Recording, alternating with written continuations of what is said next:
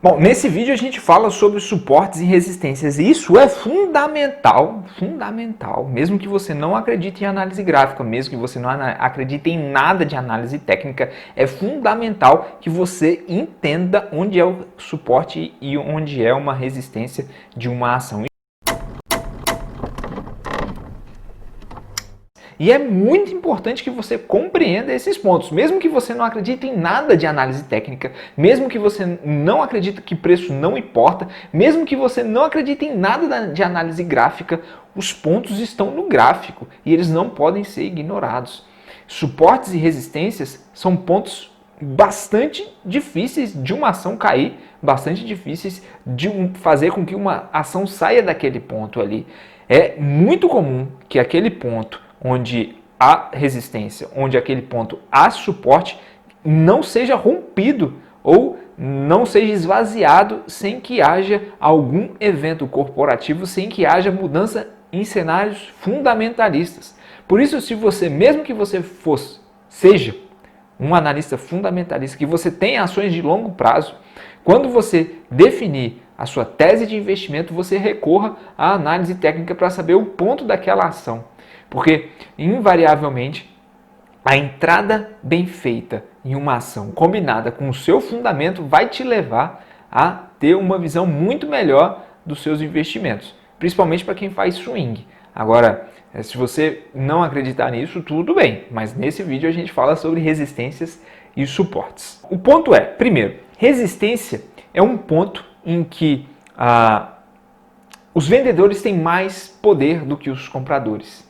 E quando você tem mais vendedor vendendo do que pessoas comprando, a tendência é que o preço caia. Nesse ponto, as pessoas acreditam que a ação está muito cara, então eu vou largar essa peteca e vou passar para uma outra pessoa. Eles estão realizando uma ponta, eles estão tentando sair daquela ação por achar que ela já cumpriu o seu papel, já alcançou o seu preço-alvo e ela não tem mais para onde ir naquele momento. Isso é a resistência.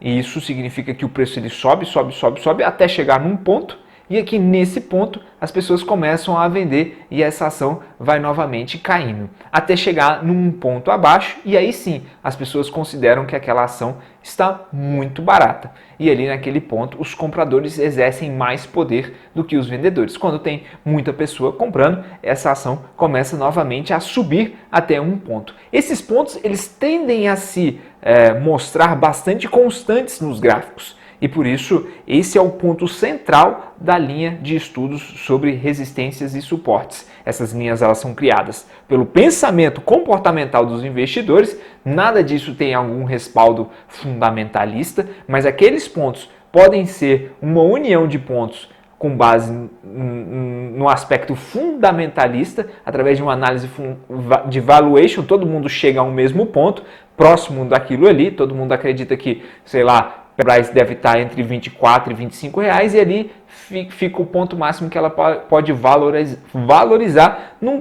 período. A partir daquilo ali ela precisa de um novo evento corporativo, de um novo fato econômico para ela sair daquele ponto. Da mesma forma, o suporte ele está ali porque as pessoas acreditam que naquele ponto há a perspectiva dela voltar.